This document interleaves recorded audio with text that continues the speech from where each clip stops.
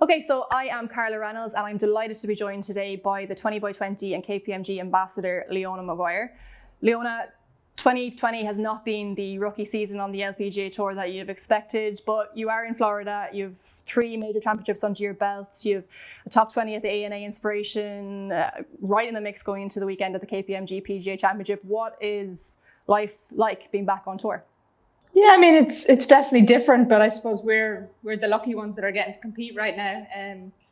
We've still got a busy second half of the season, which didn't look like it was going to happen for a long time. And yeah, like you said, just played the KPMG Women's PGA Championship. Have played some phenomenal golf courses this year already, at the ANA in Troon, last week in Aronimink, and yeah, still got a decent chunk of events coming up as well. So, although it wasn't quite the year as expecting, it's definitely working out quite nicely. Very good. And I suppose before we move to what the future of women in sport holds and the future what it holds for you, 20x20 was launched 2 years ago, and there's been, I suppose, attendance records broke, there's been mass social media movements, there's been stripes shown, but has there been a moment, I suppose, where you kind of sat back and were like, God, this really is making an impact? Yeah, I mean, I think there's been a lot of different things. Obviously, like you said, the attendance records at the hockey and soccer and football and all of that definitely sort of makes you think, and that people do care and they do want to go watch it if they know it's on. And I suppose you see the success of like Jackie Hurley's book and the 42.ie colouring book and things like that, and getting messages from little kids doing school projects or whatever it is. So you definitely feel the sort of impact of it. And even when I took over the 20x20 Instagram, you see the amount of people that are tagging 20x20 and things. And over lockdown even as well, people posting their pictures of how creative they were getting in their back gardens and stuff like that, or out and about walking or cycling or whatever it is, just getting active and getting involved at any level really. So I suppose my hope is that kind of continues, sort of not just in this strange time, but also into the next few years and beyond. Yeah, definitely. And I suppose we would have started playing competitive golf, I suppose, around about the same time. And if we look back to those days 15 or so years ago, what is the difference now for young girls, those 10, 11, 12-year-old girls picking up the game? I mean, for me, it's not so much the playing opportunities. Like, we had a lot of opportunities to go out and play competitively around the country on our school holidays, but maybe it's more down to the number of girls that are playing in golf clubs and sort of keeping each other going. I know obviously you had Lisa as well with you, but and obviously the opportunities we now have to see you and Steph and Olivia on the TV playing professionally. Yeah, absolutely. I mean, we had 3 professional golfers playing at the ANA a few weeks ago. A few years ago, that would have been unheard of. We didn't have one playing, let alone 3.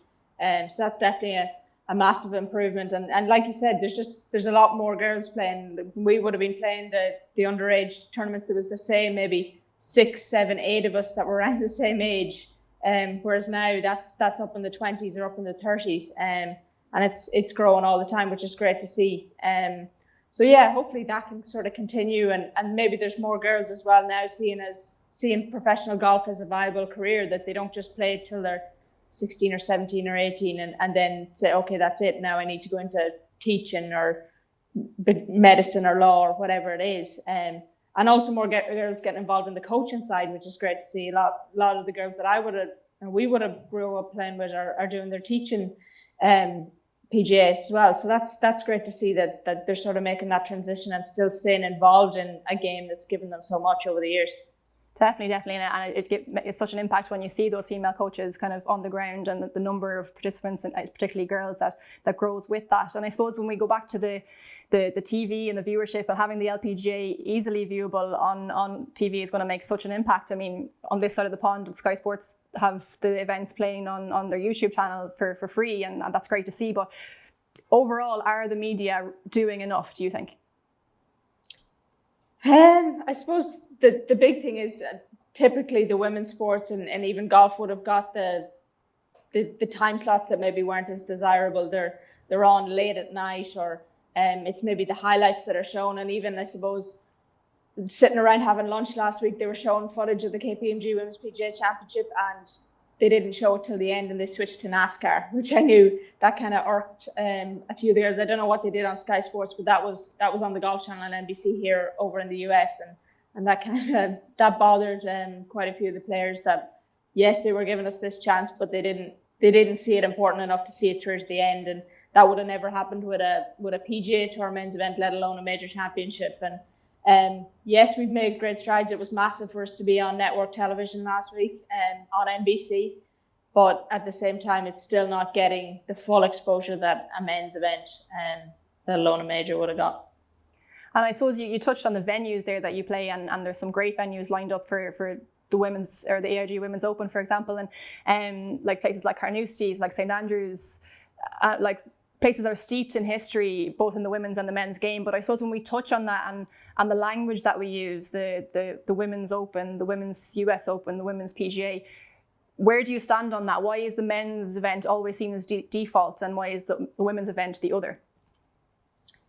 Yeah, I mean, I suppose a lot of it boils down to they were first. I suppose they see theirs as the first, the most important, whatever it is. And it was funny, like last week I was talking to someone about the venues that we've lined up for the KPMG Women's PGA Championship, and great venues, going to Atlanta Athletic Club and Balstrall and all these big venues. And I was like, these are great golf courses, they're big venues. And they just said to me, yeah, let's be honest, they're men's venues, they're men's PGA venues, there's men's US Open venues. And even just to have that sort of stigma around those venues that they're the men's and the women are now getting to play them, albeit a long time later. And I suppose it's great to have companies like KPMG opening doors for us, that we are getting on these venues now, and same with AIG. It would have been unheard of a few years ago for us to be in even in Troon. Carnoustie's obviously had it before, and then obviously Muirfield coming up as well is a massive deal, considering a few years ago they didn't let female members in. So for us to be playing a British Open there is a pretty big deal. Yeah. And how did it feel going back to Royal Troon for the AIG Women's Open? I mean, I presume you remember playing there as an amateur, winning there as an amateur, and we weren't allowed to go into the clubhouse. I think the furthest we were allowed to go was the pro shop, maybe the hallway. So how did it feel kind of going back and having sort of full access to the place? Yeah, it was strange. I mean, the first day we arrived, I went over actually a week early before the Scottish to play a practice round, and met my caddy Gary in the car park, and he was like, let's go for lunch. And he walked towards the clubhouse, and I stopped. I was like, hang on, where are you going? And he was like, we're going to the clubhouse for lunch. And I was like, I don't think I'm allowed in there. Last time I was here, like you said, we were down in the ladies' clubhouse, the much smaller clubhouse a mile down the road, for soup and sandwiches. He was like, no, come on, we'll see. And to be fair, we were allowed in, but he was just baffled that it was even a thing that I would consider, that I wasn't able to go into the clubhouse and have lunch or whatever it is. And I suppose I hadn't been back in 10 years, and it's nice to see that there's been progress made in 10 years, but at the same time, that really ever shouldn't be a consideration, that I can't go in somewhere for soup and a sandwich in any venue, let alone a sporting venue. Definitely, and I think it baffles people to think that still happens in this day and age, and it happens across the world. There's definitely places that still have those rules in place, and hopefully more of them move to becoming a little bit more equal. I suppose you're based a lot more in the States now than obviously through college and stuff. You've been there for the last few years, and sport is sort of a different beast over there, particularly when it comes to college sports. And obviously at your time at Duke, you've a good experience of that. There'll be thousands of people out supporting their local college team, regardless of gender sometimes. So what maybe can we in Ireland learn from the international stage, and what's done internationally in terms of supporting our sports and our sports people? Yeah, I mean, college sports in the States is massive. I suppose we benefited from having Title IX in place, whereby there has to be equal opportunities for both female and male in terms of scholarship wise. So however many scholarships on the men's side, that's what they have to have on the women's side. And we were treated no differently than a male team would. And really the skill was celebrated. It was whatever teams do well, that there who gets the most support. It didn't matter if it was the women's golf team, the men's soccer team, football, basketball, whatever it was. And I know like some of the women's soccer games had way more support than the men's soccer did, just because they were doing better. They were winning. So people want to support winning teams. And I suppose I've said it before, sport at its core is entertainment. People want to support people that are doing well.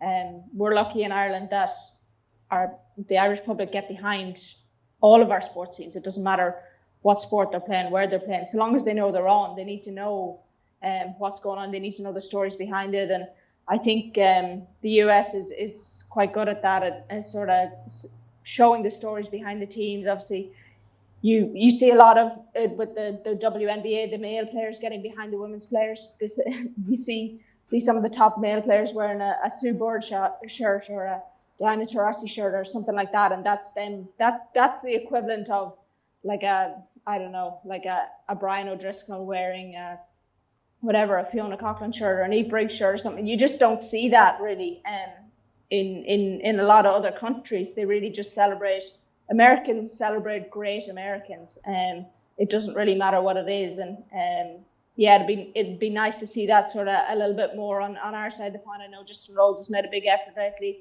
with his Rose series and stuff like that. And I suppose social media has a big part to play in that as well.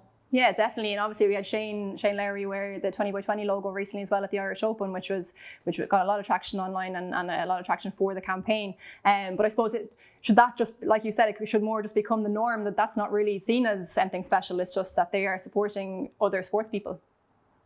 Yeah, absolutely. I mean, to have Shane wearing the 20x20 logo in Galgorm was massive, and it definitely piqued people's attention of, okay, what is this logo? Why is he wearing it? And I suppose, you just want people to appreciate the skill and the success of it for what it is. It doesn't matter what sport it is or who's playing.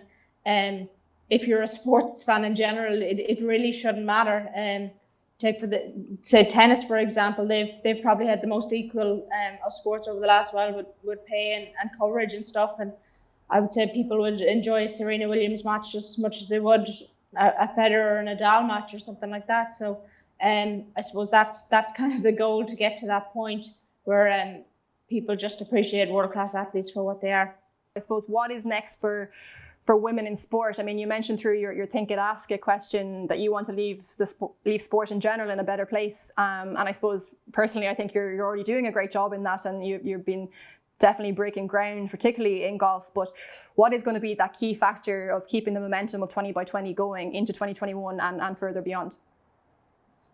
Yeah, I mean, like you said, we've made great progress so far, but I suppose that's the big question: what's next, and where do we go from here? And it's really ownership on everyone's behalf. I think for me, a big thing comes from schools as well. It's that retention, keeping girls involved through their teenage years, 15, 16, 17, 18, and not having that huge gap where they quit sport when they're maybe doing their leaving cert or whatever it is, and then come back to it 10 years later and say, oh, I wish I would have kept going. Or I meet people all the time that say they've taken up golf at 40 or 50 or 60 and they go, oh, I wish I'd have taken this up when I'm younger. And I suppose the goal is to not be having these same conversations in 10, 20, 30 years time, that that's kind of old news, and it's something we don't need to worry about again. And I mean, it's getting that visibility out there. You see the achievements of Sunita this last week, and what she's achieved has been phenomenal. With Katie, what all our female athletes have achieved. But if they were male athletes, they'd be considered icons and legends and whatever it is in Irish sport. And just making sure that I suppose they get the recognition they deserve, and then inspiring the younger generation. It doesn't even have to be girls, it can be boys too, that they look up to them and they just appreciate them for being the phenomenal athletes that they are and people that they are. I suppose it's up to, I suppose, everyone on every level, parents taking kids to training. Like, I know my parents sacrificed a lot. It's not easy, and driving me and Lisa all over the country, like your parents did, growing up. And it comes from the federation supporting it, the government, the sponsors getting involved to make sure there's that opportunities that teams can travel. They have jerseys, whatever it is, they have access to facilities. It's everything. And then for us as athletes, it's to perform and train as well as we can to sort of give people something to follow, give people something to cheer on. People don't want to support mediocrity; they want to support people that are doing well. So it's up to us to sort of hold up that end of the bargain ourselves. Leona Maguire, 20x20 and KPMG Ambassador, an icon in your own right. Thank you very much for speaking with us today, but also thank you for championing this movement over the past 2 years, and I suppose inspiring not only the next generation of young golfers, but sports people as a whole, and sport supporters as a whole. So thank you. Thanks, Carla.